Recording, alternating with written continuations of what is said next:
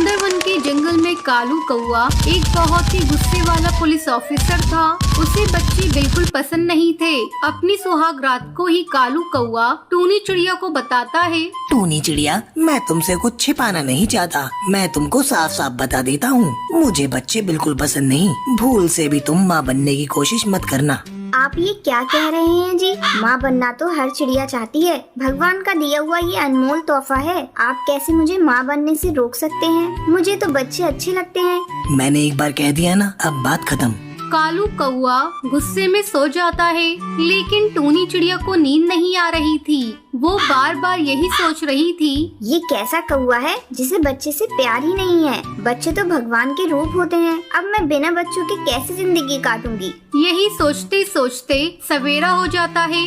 टूनी चिड़िया, जल्दी से मेरा लंच पैक कर दो। मैं ऑलरेडी लेट हो चुका हूँ। मुझे जल्दी अपनी ड्यूटी पर जाना है।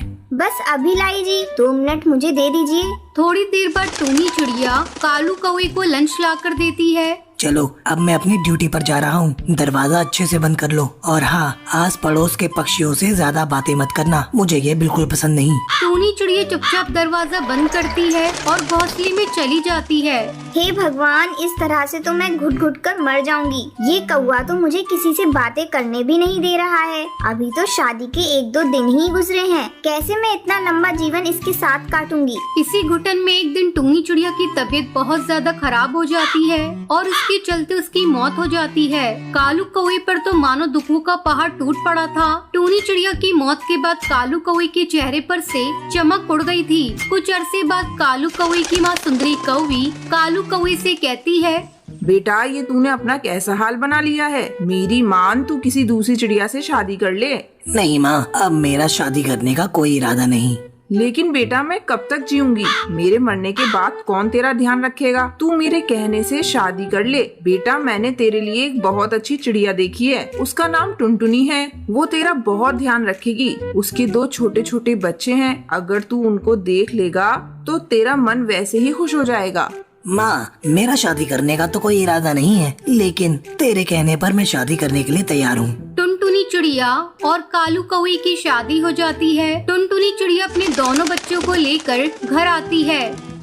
तुम दोनों कान खोल कर सुन लो। मेरी किसी भी चीज को हाथ मत लगाना। नहीं जी, मैं अपने बच्चों को समझा दूंगी। ये आपकी किसी भी चीज को नहीं छुएंगे। कालू कौआ टुनटुनी चिड़िया के बच्चों को बिल्कुल पसंद नहीं करता था।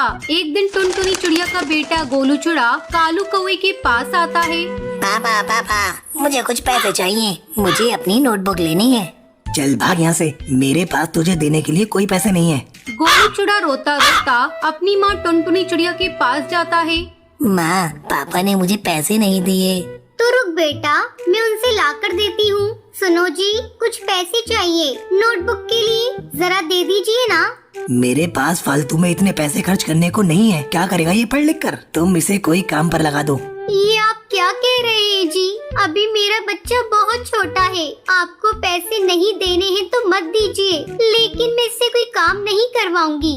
इसी तरह कुछ दिन बीत जाते हैं। एक दिन कालू कौआ अपने लैपटॉप पर कुछ काम कर रहा था। तभी वहाँ भूरी चिड़िया आ जाती है। पापा, चलो ना मेरे साथ खेलने। अभी जा यहाँ से, मैं बहुत बिजी हूँ। नहीं पापा, अभी चलिए मेरे साथ खेलने। मैं कुछ नहीं जानती। तुझे एक बार में समझ नहीं आता क्या? नहीं बोला तो नहीं। तभी पूरी चिड़िया गुस्से में लैपटॉप पर एक फर मार देती है। लैपटॉप नीचे गिरकर टूट जाता है। अरे ये क्या किया तूने बेवकूफ चिड़िया?